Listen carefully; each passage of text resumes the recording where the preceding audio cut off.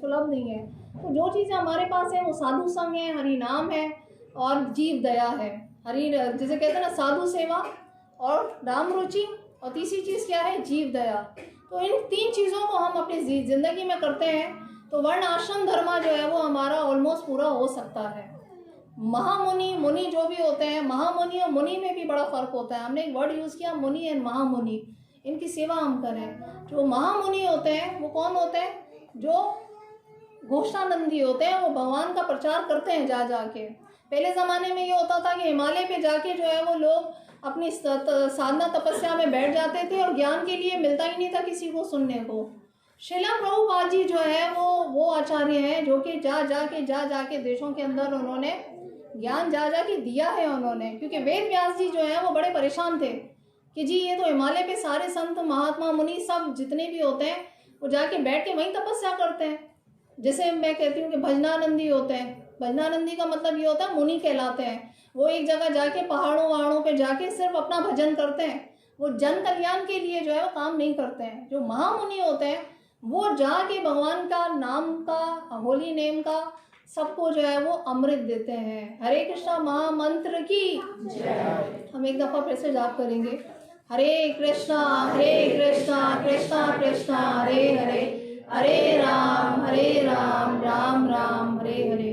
तो हमने वरण के बारे में पूछा था कि वरण किसी को अपना पता है या किसी का बच्चे का पता है, नहीं पता किसी को भी। वरण होता क्या है, वरण एंड आश्रम। वरण क्या होता है, कोई बताए? वरण जो है वो किस किस प्रकार के होते हैं जी? सॉरी, किसी का डिस्क्रिप्शन, बिल्कुल सही। किसी का डिस्क्रिप्शन यानी कोई ब्राह्मण है या कोई वैश्य है या कोई शूद्र है या कोई जो है वो क्षत्रिय है, ये वरण है। अब हम तो कहेंगे कि जी हम तो सारे जितने भी लोग हैं यहाँ पर कलयुग के अंदर सब शूद्र ही हैं। एक्चुअली हमारे हालात ऐसे हैं, यानी हमारी जो एक्टिविटीज़ हैं वो इसी तरह की हैं। बट श्रीला प्रभुपाद जी ने क्या कहा, उन्होंने कहा 4 नियम वगैरह फॉलो करें तो आप जो है वो वैष्णवास कहलाएंगे। और वैष्णव ब्राह्मण से भी ज़्यादा होता है, ऑल्दो इतना आसान नहीं है। ब्राह्मण के अपने जो है गुण होते हैं, कोई 24 किस्म के गुण होते हैं, तब वो कहते हैं कि ब्राह्मण है। और अगर हम इवन अपने आप को शूद्र भी कह दें कि जी अच्छा हम तो सेवाकारी हैं भगवान के, दास अनुदास अनुदास अनुदास हम ये कह रहे होते हैं ना, तो वो भी बनना आसान नहीं है। जो शूद्र होते हैं उनके अंदर भी 12 क्वालिटीज़ होनी चाहिए, 12 क्वालिटीज़ उनके अंदर भी होनी चाहिए। इतना यानी कि आसान नहीं है बनना। तो एक चीज़ ऐसी है जिसके तहत जो है वो पहली चीज़ तो आप अपने माइंड को एनालाइज करें किस तरह से। इसका कुछ मेथड्स होते हैं। अब आप अगर करना चाहें तो उसके लिए थोड़ा सा टाइम लगाना पड़ेगा आपको। ये जो मैं वरण मालूम करने की बात कह रही हूँ ये आपको 3-4 चीज़ों से पता चल जाता है। एक तो एस्ट्रोलॉजी जो होती है ना, ये जो होरोस्कोप वगैरह जो पंडित होते हैं तो वो आपके जो डेट ऑफ बर्थ होती है आप उनको देंगे और अपना टाइम जन्म का बताएंगे तो वो आपको बता देंगे कि आपका वरण कौन सा है। आप ब्राह्मण से हैं, कुल से हैं, आप क्षत्रिय कुल से हैं, आपका वरण कौन सा है, यानी आप शूद्र से हैं।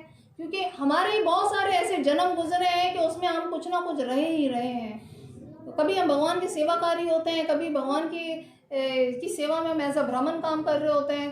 तो वो जो वरण होता है हमें अपना पता चलना चाहिए, स्पेशली अपने बच्चों का पता होना चाहिए।